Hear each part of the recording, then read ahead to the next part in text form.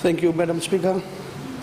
I rise to ask question 73 of 2015 under my name, directed to the Minister for Women, Children and Poverty Alleviation. Could the Minister please enlighten this House on the government's allocation of $500,000 towards the National Women's Expo 2015? One, what are the Ministry's plans for this year's Expo? Two, how will the women benefit from this Expo? Thank you, Madam Speaker.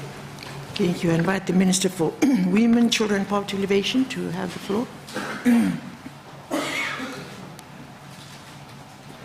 Madam Speaker, I rise to answer the question posed by the Honourable Member. There are two parts to the question.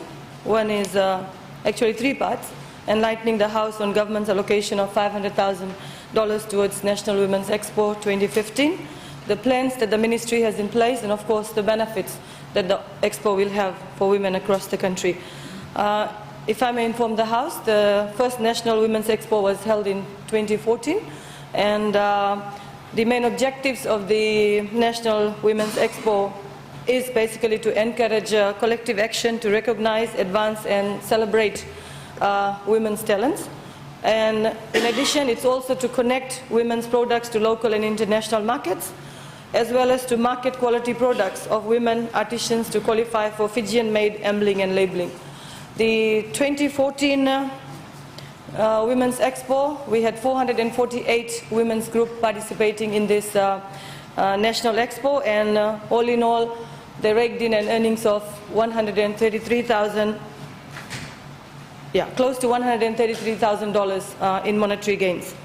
And if I may inform the House, the Eastern Division Women's Group collected the highest earnings.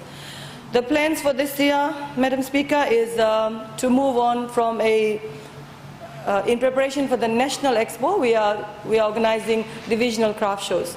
And these craft shows are organized in partnership with the Ministry for Industry, Tourism and Trade, and in partnership with the Fiji Arts Council, and of course with the Ministry of Health. The Fiji Arts Council is partnering with us in trying to select winners from the 4 divisions in terms of handicrafts and other craftwares, whereas the Ministry for Health is partnering with us in selecting winners for quality products in terms of jams, pickles and other homemade products. This year's National Expo has again been given a budget of $500,000, and the theme for this year is connecting women to markets and making it happen, which is coinciding with the International Women's Day celebrations in October. The second Women's Expo will be held from the 14th to 16th October this year, and it will be held in Suva. We are currently in the process of acquiring an events coordinator to help us organize the the Expo, as well as to assist us in our divisional craft shows. The winners of the divisional craft shows will be sponsored by the Ministry, whereby the fares, accommodation and food will be looked after by the Ministry while they will be in Suva. Madam Speaker, if we look at with the other plans, we are working tirelessly with relevant stakeholders, corporate bodies, in ensuring that we take this year's Expo to a high level, and of course train women to produce products which will qualify for the Fijian-made logo. And the whole point here is to ensure that women are able to gain a better value for the products. And in terms of benefits that the Expo will have, of course, the Expo will provide a secure platform for women to showcase their talents through products sold and access market opportunities. Furthermore, during the Expo, we will be holding many side events such as financial literacy trainings, free medical checkups, self-development and empowerment workshops. We are also trying to further our rocket stove making in this Expo, sewing machine maintenance training and other empowerment programs that will greatly benefit women during the 3-day event. And currently we have 1,702 registered women's club with the department, And we are hoping that this Expo will provide an opportunity for these women groups from all across the country to be part of this Expo. And of course, the monetary benefits will be the major draw card for this year's events. And furthermore, Madam Speaker, there has been testimonies of women going back to the villages and islands, buying roofing irons, timber, other essential items for the well-being of their families and children back home. So we envisage that this year's Expo will be much bigger and better in terms of increased sales of products, and more so in expecting better products from our rural women. Thank you. Thank you. Supplementary question, Honourable Salih Randondro. Thank you, Madam Speaker. Can the Minister explain the return on investment, considering the 500,000 that you're going to be spending on this Expo, and that only 133,000 was collected by the various women's group in last year's Expo? So, in terms of business economic analysis, it's not a viable event. It's less than 50% considering the 500,000 that was spent. So why is the department repeating the event this year when you have explicitly mentioned that it's a non-economic viable event, considering the 500,000 spent and the 133,000 net value return on that investment? Thank you. The Honourable Minister for Women. Thank you, Madam Speaker, and I thank the Honourable Member for the question. All in all, Madam Speaker, when you talk about women's empowerment, of course there's always a question of return on investment.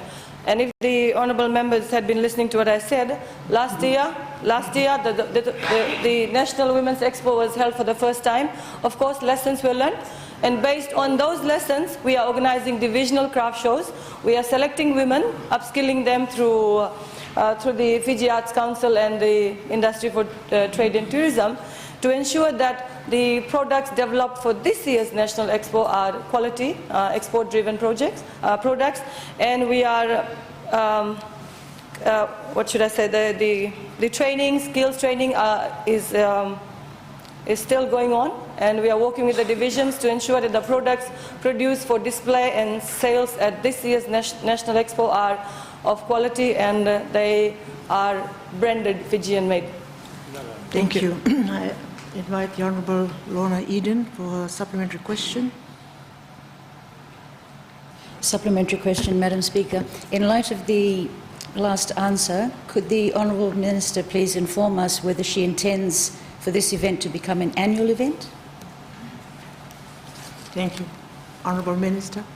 Well, definitely yes. We will have another Expo next year, and the whole point is to continue with the plans and projects. And if I can mention here, the Honourable Prime Minister, well, that's for people to think. I do not think so, because when we go around listening to women, Madam Speaker, women are very receptive to these things that we are doing to them, and we cannot just look at one-off gain or loss. We'll have to continue these projects to ensure that we fully penetrate the market or the women's groups that we have around the country. And of course, when we look at these projects, Madam Speaker, there are various challenges: remoteness of island, access to markets. So this is the approach the ministry is taking, and of course we'll have it next year too. Thank you. Supplementary question, the Honourable Leader of Opposition. Supplementary question, Honourable Speaker, to the Minister.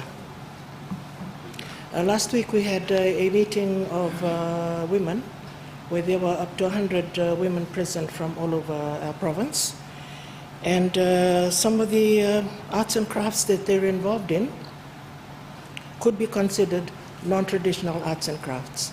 And I noted from the Honourable Minister's response that there was going to be a divisional craft show in the various divisions.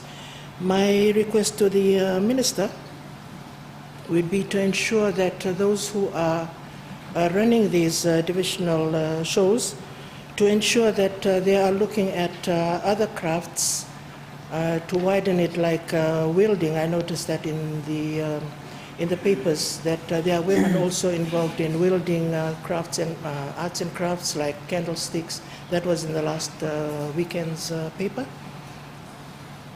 And also some of them are working with tiling, mosaic, stepping stone and other, so that when it comes to the bigger, the national one, that the divisional ones are also looking at this and they don't confine it just to arts and crafts. And also, the second part to that question in connecting with the markets, if the Honourable Minister can also ensure that there are advisors on hand to listen to some of the concerns that women who are marketing non-perishable or perishable items in the markets in Nosori and Suva are also catered for when they have these divisional shows.